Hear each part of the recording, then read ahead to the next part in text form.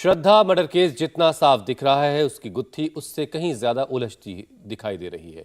हर दिन दिल्ली पुलिस को एक नया सबूत मिल रहा है।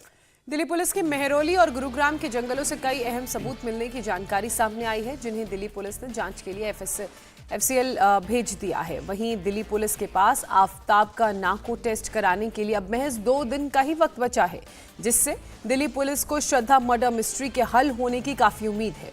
इस बीच मेहरौली के जंगलों से बरामद हड्डियों की FSL रिपोर्ट भी जल्द आ सकती है, जिससे ये साफ होगा कि वाकई जो हड्डियां मिली, जो अवशेष मिले, वो श्रद्धा के हैं या किसी और के। दिल्ली पुलिस आफताब और श्रद्धा के रिश्तों की कड़ियों को जोड़ने के लिए मुंबई और हिमाचल में भी डेरा डाले हैं।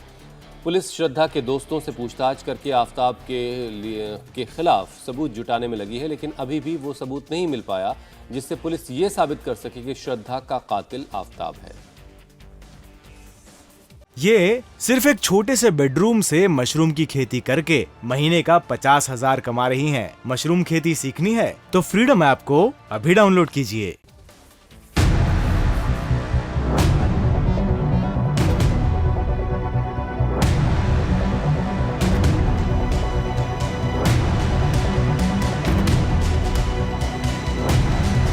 दिल्ली के श्रद्धा मर्डर केस में हर रोज चौंकाने वाले खुलासे हो रहे हैं। बावजूद इसके अब तक पुलिस को आरोपी आफताब के खिलाफ पुख्ता सबूत नहीं मिल सका है, जिसकी तलाश में दिल्ली पुलिस राजधानी के अलावा गुरुग्राम, हिमाचल प्रदेश और उत्तराखंड में भी खाक छान रही है। दिल्ली पुलिस मेहरौली के जंगलों में जहां श्रद्धा के सिर को तलाश रही है, वहीं गुरुग्राम में हत्या में इस्तेमाल हथियार की तलाश जारी है। इन सब के बीच मुंबई में दिल्ली पुलिस की एक टीम श्रद्धा और आफताब की हिस्ट्री खंगाल रही है। इन सब के बीच दिल्ली पुलिस के हाथ एक बेहद अहम सबूत लगा है। दिल्ली पुलिस को एक CCTV फुटेज मिला है, जिसमें श्रद्धा के मर्डर का गुनहगार आफताब साफ साफ दिख रहा है। तारीख 18 अक्टूबर 2022, वक्त सुबह 4:01। ये वीडियो श्रद्धा के कत्ल के ठीक 8 महीने बाद का है। वीडियो में आफताब 3 बार आता जाता दिखाई दे रहा है, यानी 3 बार मेहरौली के जंगलों में गया और वापस आया। वीडियो में आफताब के दाहिने कंधे पर बैग है, जिसे आफताब ने कसकर पकड़ रखा है, लेकिन उसके चेहरे पर किसी भी तरह का कोई खौफ नहीं दिख रहा। दिल्ली पुलिस को शक है कि आफताब इस दौरान श्रद्धा के शरीर के टुकड़ों को ठिकाने लगाने में लगा हुआ है। अब सवाल ये उठ रहा है कि आखिर 18 अक्टूबर की रात आफताब जंगल क्यों गया?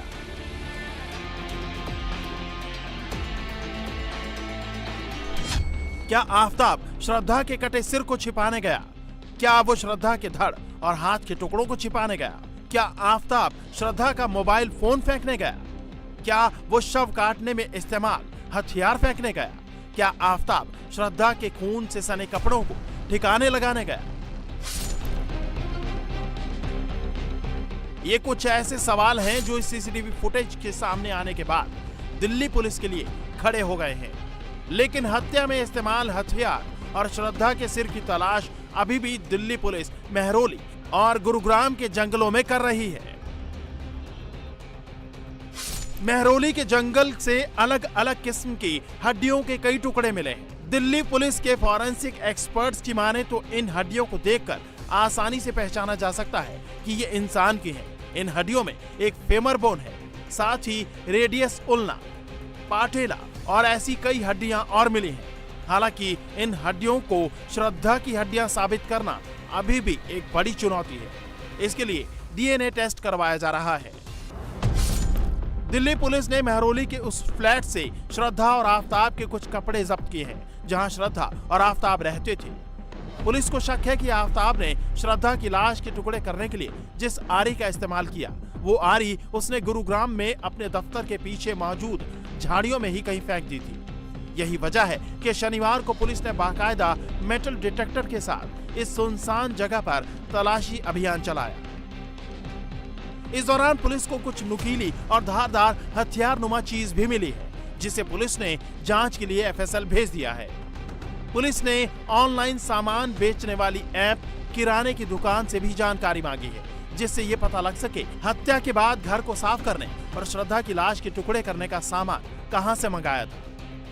आफताब बेहद ही शातिर तरीके से अपने बयान बदल रहा है। उसने अब पुलिस को बताया कि उसने लाश के 17-18 टुकड़े किए थे, जबकि अब तक वो पुलिस से 35 टुकड़े करने की बात कह रहा था।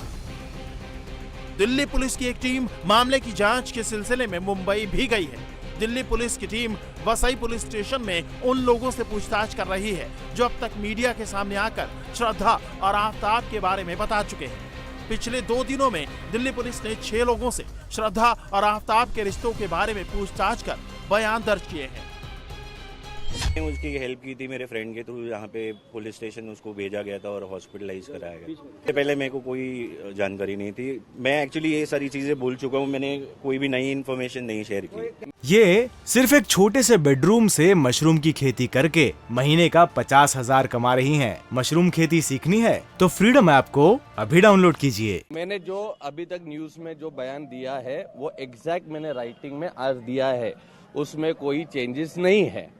शॉर्ट में बता दीजिए कि कैसे जानते थे, कैसे कांटेक्ट। वो शॉर्ट होगा नहीं, मगर इतना है कि आप लोग अभी जो न्यूज में कौन से भी चैनल पे देख रहे हो वही चीज राइटिंग में दिया ना एक। इनमें शुक्रवार को श्रद्धा के दोस्त लक्ष्मण नाडर और श्रद्धा के मकान मालिक के बयान दर्ज किए गए। वहीं शनिवार को 4 लोगों के बयान दर्ज किए गए, जिनमें राहुल राय जो श्रद्धा का दोस्त है, करण जो श्रद्धा की टीम का मैनेजर है, गाडविन श्रद्धा का बेहद करीबी दोस्त और श्रद्धा की करीबी शिवानी महात्रे शामिल हैं। मुंबई के वसई इलाके में पहुंची दिल्ली पुलिस की टीम ने श्रद्धा से जुड़े हुए 4 लोगों से शनिवार को पूछताछ की, जिसमें सबसे पहले राहुल राय को पूछताछ के लिए बुलाया गया था। उसके बाद श्रद्धा के बेहद करीबी दोस्त गॉडविन को बुलाया गया था और देर शाम को शिवानी महात्रे और श्रद्धा की टीम के मैनेजर रहे करण बेहरा को भी पूछताछ के लिए बुलाया गया था। इस पूछताछ में दिल्ली पुलिस ने श्रद्धा से जुड़ी तमाम पहलुओं की जानकारी ली, क्योंकि इन तमाम लोगों के बयान मीडिया में आए थे कि किस तरह से आफताब श्रद्धा को टॉर्चर कर रहा था, लगातार परेशान कर रहा था, उसके साथ मारपीट करता था और इन्हीं बयानों के आधार पर इनको बुलाया गया था, क्योंकि इन तमाम लोगों के बयान जो हैं मीडिया में एक एक करके आए थे। सबसे बड़ी बात यह है कि कुछ व्हाट्सएप चैट भी थे, उस व्हाट्सएप चैट में भी श्रद्धा ने आफताब को लेकर इन बातों का जिक्र किया था। उन तमाम चीजों को लेकर पूछताछ की गई। इंडिया टीवी हर वक्त हर जगह डाउनलोड करने के लिए सर्च करें India TV news Google play store या ऐप स्टोर पर।